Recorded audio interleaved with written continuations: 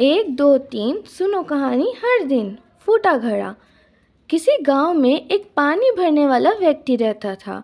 उसकी रोज़ की दिनचर्या थी कि वह पास के नदी या कुएं से पानी भरकर अपने मालिक के घर पहुंचाता था।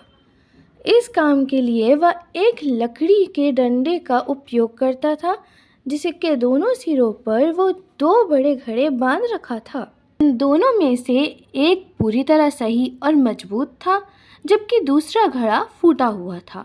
हर दिन जब वह पानी भरकर घर लौटता, तब सही घड़ा पूरा पानी पहुंचाता था, लेकिन फूटा घड़ा से धीरे धीरे पानी टपकता रहता और घर पहुंचते पहुंचते उसका आधा से ज़्यादा पानी गिर चुका होता। यह सिलसिला कई वर्षों तक चलता रहा। सही घड़ा हमेशा गर्व महसूस करता था कि वह अपना काम पूरी तरीके से करता है, जबकि फूटा घड़ा अपने अधूरेपन से बहुत दुखी रहने लगा। उसे ये एहसास होने लगा कि वह अधूरा है, बेकार है और अपने मालिक के किसी काम का नहीं। एक दिन जब पानी भरने वाला नदी के किनारे घड़े से पानी भर रहा था, तब फूटे घड़े से रहा नहीं गया। उसने भारी मन से पानी वाले से कहा, मालिक, मुझे बहुत शर्म आती है। मैं बहुत दोषी महसूस करता हूँ। मेरा फूटना आपके काम को अधूरा बना देता है।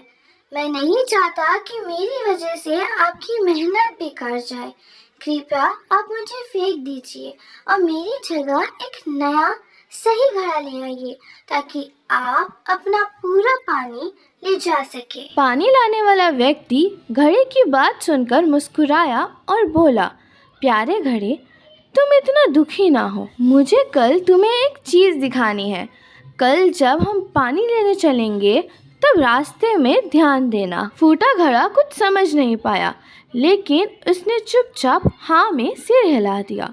अगले दिन जब पानी वाला आदमी नदी के पास पानी भरकर लौटने लगा, तो उसने चलते हुए कहा, ध्यान से देखो, रास्ते के दोनों किनारों को गौर से देखो। फूटे घड़े ने देखा कि जिस रास्ते से वह रोज गुजरते थे, उसके एक किनारे पर सुंदर रंग बिरंगे फूल खिले हुए, जबकि दूसरे किनारे पर सूखी हुई बंजर जमीन थी।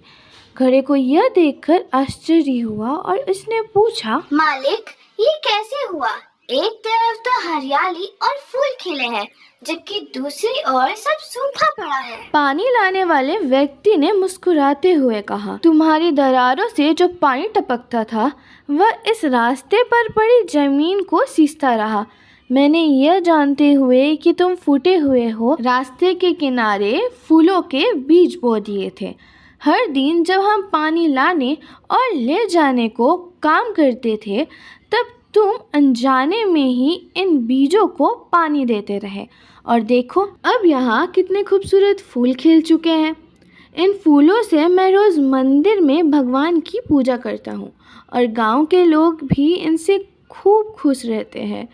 अगर तुम फूटे ना होते तो ये सुंदरता भी ना होती। फूटे घड़े को अपनी आंखों पर विश्वास नहीं हुआ।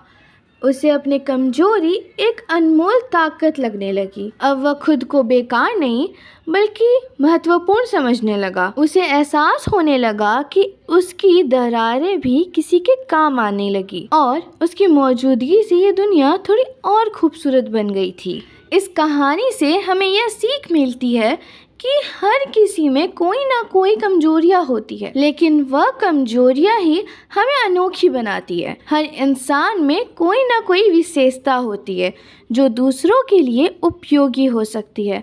हमें अपनी कमजोरियों को कमजोरी नहीं समझना चाहिए, बल्कि यह देखना चाहिए कि किस तरह से किसी अच्छे उद्देश्य के लिए उपयोग हो सकती है। आप सबसे मिलती हूँ अगली कहानी के साथ, इसलिए सब्सक्राइब करना ना भूलें।